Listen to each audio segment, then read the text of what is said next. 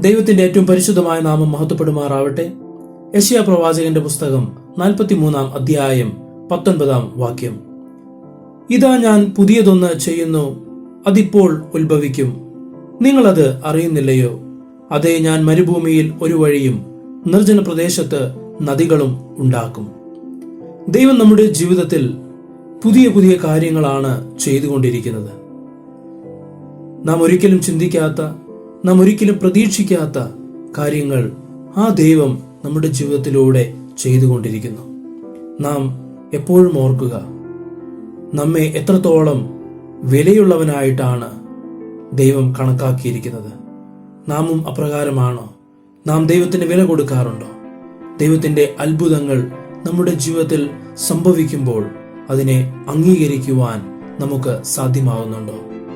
സാധിക്കട്ടെ. ദൈവം നിങ്ങൾ ഓരോരുത്തരെയും അനുഗ്രഹിക്കുമാറാവട്ടെ. ആമേൻ.